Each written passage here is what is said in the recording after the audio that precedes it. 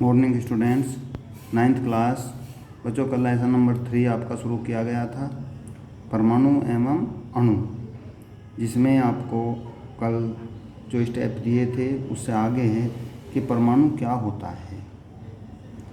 कल हमने जो चर्चा की थी वो अणु और परमाणु के बारे में चर्चा की थी कि जो पदार्थ होते हैं वो किस प्रकार अणु और परमाणु से मिलकर बने होते हैं, या परमाणु और अणु ये इनकी क्या पहचान होती है, क्या इनको भी विभाजित किया जा सकता है। ये सब चीज़ों की चर्चा कल वीडियो में आपको दी गई थी। अब आज हम शुरू करने वाले हैं परमाणु क्या होता है। बच्चों, अब इसमें परमाणु की पहचान हम कैसे करेंगे? तो क्या आपने कभी किसी इमारत की दीवार को बनते हुए देखा होगा? दीवारों में एक कमरा होता है, कई कमरों के समूह में, और उसके साथ साथ उन कमरों के साथ साथ ड्राइंग रूम होता है। ड्राइंग रूम में किचन होता है, लैट्रिन, बाथरूम इत्यादि सभी जो ज़रूरत की चीज़ें होती हैं सभी उस इमारत के अंदर होती हैं। और सारी चीज़ों को जब एक साथ मिला दिया जाता है तो उसको बच्चों क्या कहते हैं? इमारत कहते हैं। क्या कहते हैं? इमारत या मकान कहते हैं। एक कमरे के द्वारा ना ही हम कोई मकान बना सकते हैं। मकान के अंदर ऐसी बहुत सी चीज़ें होती हैं जिनके द्वारा हम उस बिल्डिंग को मकान या इमारत कह सकते हैं। उस विशाल इमारत की रचनात्मक इकाई क्या है? उस इमारत को किससे बनाया गया है, ये हमें देखना होता है कि उसकी रचना जो की गई है वो किस प्रकार की गई है। यह रेत का एक छोटा सा कण है तो आप आसानी से कह सकते हैं कि एक इमारत को ईंटों के द्वारा बनाया जा सकता है, किंतु ईंट किससे बनी है? ठीक है ना, ईंट भी तो किसी ना किसी चीज़ से, आप कहेंगे मिट्टी से बनी है, किंतु मिट्टी में भी कोई ऐसी धातु नहीं होती कि भाई एक मिट्टी उठाई और उसको बना दिया। मिट्टी में भी कण होते हैं। तो हम ये कह सकते हैं कि चाहे कोई सजीव है या निर्जीव है, हर प्रकार की जो इमारत को खड़ी होती है, हर प्रकार का पेड़ पौधा, जीव जंतु, जीवित, निर्जीव या सजीव जो भी प्राणी होते हैं वो सभी किसके द्वारा बने हुए होते हैं? परमाणु के द्वारा बने हुए होते हैं। इस आधार पर हम कह सकते हैं कि सभी द्रव्यों की रचनात्मक इकाई क्या है? परमाणु होती है। अब ये परमाणु कितने बड़े और छोटे होते हैं इसको भी समझना जरूरी है। परमाणु बहुत छोटे होते हैं। ये किसी भी वस्तु जिसकी हम कल्पना या तुलना कर सकते हैं से भी छोटे होते हैं। लाखों परमाणुओं को जब एक के ऊपर एक चट्टे के रूप में रखें तो बड़ी कठिनाई से कागज़ की एक शीट जितनी मोटी परत बन जाएगी। आप समझ सकते हैं कि परमाणु का आकार इतना छोटा होता है कि अगर हम लाखों की संख्या में इन परमाणुओं को ऊपर नीचे रखते हैं तब भी जैसा जितना मोटा एक कागज़ होता है उतनी एक परत मुश्किल से बन जाती है। तो इसमें इसकी नाप दी गई है बच्चों कि परमाणु को कैसे नापा जाता है। देखिए, इसकी इकाई है नैनोमीटर। नैनोमीटर में इसके नापा जाता है। 1 नैनोमीटर बराबर 10⁻⁹ मीटर होता है, या 10⁻⁹ मीटर बराबर 1 नैनोमीटर। कुछ ऐसे पॉइंट इसमें बच्चों रह जाते हैं जो ब्लैक बोर्ड पर ही क्लियर किए जाते हैं, और फेस टू फेस जैसे ही क्लास चलेंगे आपको ये सब पॉइंट्स जो हैं याद कराते समय क्लियर करा दिए जाएंगे। किंतु ये इसकी परमाणु की नाप है, आप आगे देखेंगे। जैसे ये मीटर में त्रिज्या मीटर में दी हुई है, ये उदाहरण है। जैसे हाइड्रोजन परमाणु है 10⁻⁻10, जल का अणु है ये इसकी त्रिज्या है, हीमोग्लोबिन अणु है ये इसकी त्रिज्या है। हर चीज़ की त्रिज्या इसमें दे रखी है, चाहे वो सेब है, चींटी है, रेतकण, हीमोग्लोबिन, जल अणु, हाइड्रोजन परमाणु, और ये इनकी त्रिज्या है। तो हम कह सकते हैं कि परमाणु का आकार इतना सूक्ष्म होता है कि हम इसे नगण्य मान सकते हैं, कि जिसको हम अपनी आँखों से भी नहीं देख सकते। इतना आकार इनका छोटा होता है बच्चों कि हम इनको अपनी आँखों से भी नहीं देख सकते, तो नगण्य मान सकते हैं। इसलिए हम इनके बारे में सोचते हैं कि हमारा पूरा विश्व ही परमाणुओं से बना है। जब आपको एक बार बता दिया गया है बच्चों कि चाहे जीव जंतु हैं, पेड़ पौधे हैं, सजीव और निर्जीव पदार्थ हैं, वो सब किससे बने होते हैं? वो सब परमाणुओं से मिलकर के बने होते हैं। हमारा शरीर भी ऐसे ही परमाणुओं से मिलकर बना होता है। पेड़ पौधों का शरीर भी परमाणु से मिलकर बना होता है, और इस आधार पर कह सकते हैं कि पूरी दुनिया या पूरा विश्व ही परमाणुओं से मिलकर बना होता है। फिर भी चाहे हम उन्हें देख नहीं सकें, फिर भी वे यहाँ विद्यमान हैं, जहाँ हमारे प्रत्येक क्रियाकलापों पर उनका प्रभाव पड़ता रहता है। अब हम आधुनिक तकनीकों की सहायता से तत्वों की सतहों से आवर्तित प्रतिबिंबों को दिखा सकते हैं, जिससे उपस्थित परमाणु स्पष्ट रूप से दिखाई देते हैं। तो आजकल जो टेक्नोलॉजी है, आजकल उसको एक तरीके से स्पष्ट रूप से देखा जा सकता है कि परमाणु का आकार आप देख रहे हैं, किस तरीके के परमाणु के आकार होते हैं। पहले क्योंकि इनको नहीं देखा जा सकता था, क्योंकि टेक्नोलॉजी या प्रौद्योगिकी इतनी विकसित नहीं थी। आज टेक्नोलॉजी पूर्ण विकसित है, तो हम इन प्रतिबिंबों को, इन परमाणुओं की परछाई को भी आसानी से देख सकते हैं। नेक्स्ट पॉइंट है, विभिन्न तत्वों के परमाणुओं के आधुनिक प्रतीक क्या हैं। विभिन्न तत्वों के परमाणु के आधुनिक प्रतीक, ये बच्चों कल भी इसके वैज्ञानिकों की चर्चा हुई थी। जॉन डाल्टन ऐसे वैज्ञानिक हैं जिन्होंने तत्वों के प्रतीकों का प्रयोग अत्यंत विशिष्ट अर्थ में किया। जो तत्वों के बच्चों प्रतीक होते हैं उनकी एक अलग पहचान बताई, जैसे हाइड्रोजन है, ऑक्सीजन है, नाइट्रोजन है, सल्फर है, फास्फोरस, तो इनके प्रतीक बना दिए गए कि इनको कैसे याद रखा जाए, क्योंकि बार बार लिखने से तो एक प्रतीक बनाना जो है सबसे अच्छा होता है। और सबसे पहले इस विधि को जॉन डाल्टन ने अपनाया। उन्होंने किसी तत्व के प्रतीक का प्रयोग किया तो यह प्रतीक उस तत्व की एक निश्चित मात्रा की ओर इंगित करता था, अर्थात यह प्रतीक तत्व के एक परमाणु को प्रदर्शित करता था। बर्जीलियस जो वैज्ञानिक थे, उन्होंने भी तत्वों के ऐसे प्रतीकों का सुझाव दिया जिससे हम उनको आसानी से याद कर सकें। जैसे हाइड्रोजन है, हाइड्रोजन का प्रतीक बच्चों दिखाई दे रहा आपको। ऐसे ही फास्फोरस का है, कॉपर का है, गोल्ड का है, कार्बन का है, सल्फर का है। तो इन प्रतीकों की सहायता से हमें इन तत्वों के परमाणुओं का अध्ययन करने में बहुत ही ज़्यादा आसानी हुई।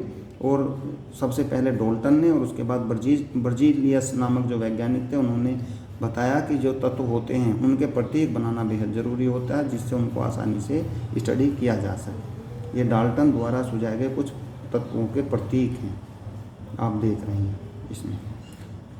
प्रारंभ में तत्वों के नामों की व्युत्पत्ति उन स्थानों के नामों से ही की गई है। इसका मतलब ये हुआ बच्चों, जहाँ पर जो तत्व पैदा हुआ उस स्थान के नाम से ही उनके प्रतीक बना दिए गए। जैसे उदाहरण के तौर पर हम कॉपर हैं, कॉपर क्योंकि साइप्रस से उत्पन्न हुआ था तो साइप्रस के नाम से ही कॉपर का नाम रख दिया गया।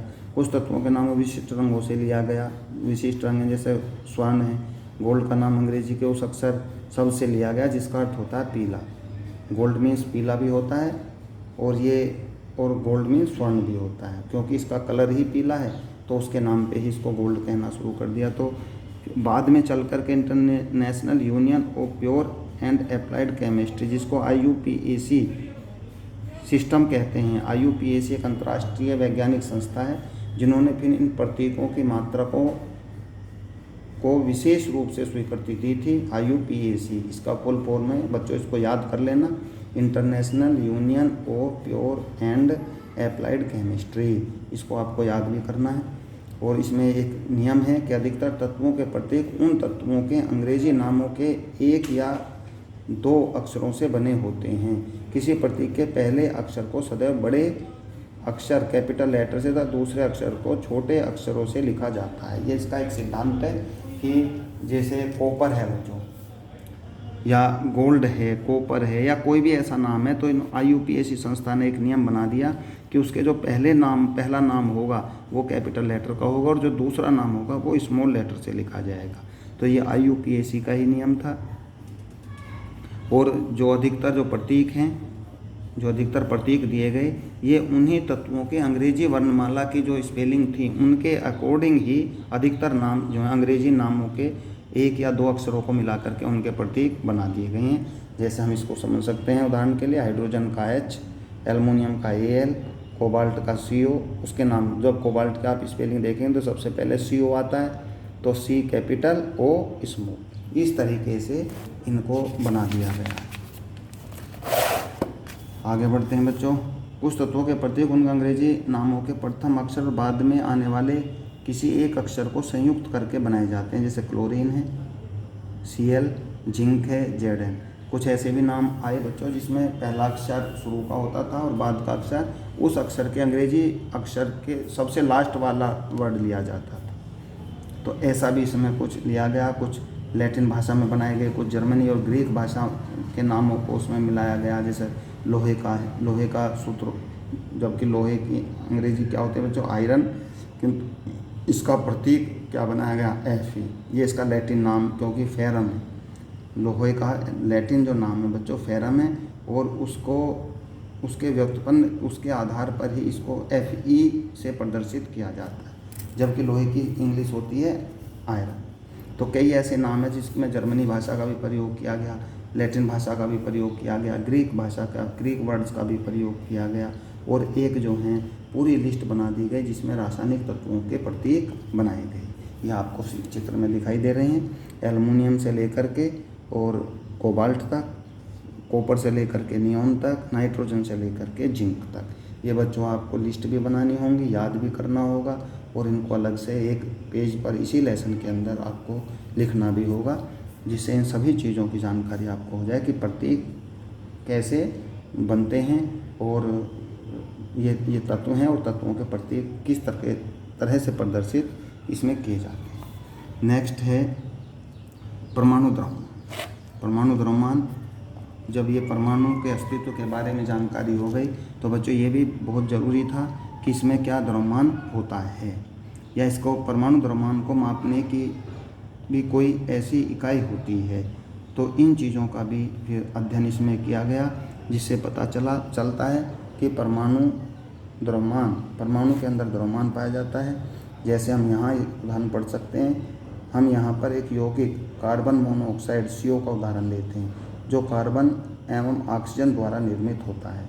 कार्बन मोनोऑक्साइड का सूत्र क्या है बच्चों? CO। किससे बनता है? कार्बन और ऑक्सीजन से। प्रायोगिक तौर पर यह निरीक्षित किया गया है कि 3 ग्राम कार्बन और 4 ग्राम ऑक्सीजन के संयोजन से कार्बन मोनोऑक्साइड निर्मित होती है। दूसरे शब्दों में कहा जा सकता है कि कार्बन अपने 4/3 गुना अधिक द्रव्यमान वाले ऑक्सीजन के साथ संयुक्त होती है। तो इसमें इसको आसानी से कह सकते हैं कि इसमें परमाणु के अंदर द्रव्यमान भी होता है, और ये जो IUPAC सिस्टम है उसके अनुसार इसको सिद्ध भी कर दिया गया है कि परमाणु द्रव्यमान की बहुत अधिक आवश्यकता होती है। तो इसमें आप यहाँ देख रहे हैं, ये परमाणु द्रव्यमान के बारे में सब कुछ दिया गया है, और परमाणु द्रव्यमान में की एक लिस्ट जो अलग से दी गई है। जैसे हाइड्रोजन का परमाणु द्रव्यमान 1 होता है, कार्बन का 12 होता है, नाइट्रोजन का 14 होता है, ऑक्सीजन का 16 होता है। परमाणु द्रव्यमान कह लीजिए या इसको परमाणु भार कह लीजिए, ये परमाणु भार हैं। हाइड्रोजन का जो तत्व है उसका परमाणु भार बच्चों कितना होता है? 1। कार्बन का कितना होता है? 12। नाइट्रोजन का 14, ऑक्सीजन का 16 और कैल्शियम का बच्चों 14 होता है। इससे आगे भी इसमें हो सकता है। चलो ये दिए गए हैं, बाकी सभी के अपने परमाणु भार होते हैं, सभी के अपने इनके परमाणु भार होते हैं, और प्रत्येक तत्व का अपना परमाणु भार होता है। इसकी भी एक लिस्ट प्रतीक के साथ बनाई जाती है और परमाणु भार उनके याद किए जाते हैं। तो परमाणु इस तरीके से हम देख सकते हैं। और दोबारा भी यहाँ भी आप उदाहरण के तौर से समझ सकते हैं कि कल्पना कीजिए कि एक फल विक्रेता बिना मानक भार के फल बेच रहा है, अंदाजे से बेच रहा है। वह एक तरबूज लेकर कहता है कि इसका द्रव्यमान 12 है। कैसे 12 है? तो हम उसको कह सकते हैं कि इस तरबूज को 12 किलो इसको हम मान सकते हैं। वह तरबूज के 12 बराबर टुकड़े करता है तथा पाता है कि उसके द्वारा बेचे जा रहे प्रत्येक फल का द्रव्यमान तरबूज के एक टुकड़े के द्रव्यमान के सापेक्ष है, जैसा कि चित्र पॉइंट 4 में दिखाया गया है। अब हम वह फलों को सापेक्ष फल द्रव्यमान इकाई में बेचता है। किसी तत्व के सापेक्षित परमाणु द्रव्यमान को या परमाणु भार को उसके परमाणुओं के औसत द्रव्यमान का कार्बन के द्रव्यमान के 1/12वें भाग के अनुपात द्वारा परिभाषित किया जाता है। तो इसलिए ये है कि कार्बन का जो द्रव्यमान है वो बच्चों परमाणु भार होता है, वो 12 होता है। ठीक है, यहीं तक आज आपका इस वीडियो में मैं भेज रहा हूँ, और नेक्स्ट वीडियो में आपको पढ़ाया जाएगा अणु क्या है। ठीक है बच्चों, अणु क्या है, अणु के बारे में आपको इसमें बताया जाएगा, और आप वीडियो देखते रहें। किंतु वीडियो भी आप तभी समझ सकते हैं जब आपके पास अपनी बुक होगी, और बुक्स में आपको देखना बेहद ज़रूरी होगा। वीडियो के साथ साथ बुक्स में पढ़ना बेहद ज़रूरी होता है। बिना बुक्स के आप इस वीडियो को नहीं समझ सकते। अगर इस वीडियो में आपको कोई प्रॉब्लम आती है तो आप स्कूल में संपर्क रखें, और स्कूल में आकर के पूछ सकते हैं, जिससे आप अपने रिटन वर्क को बराबर आगे बढ़ा सकें। Thank you.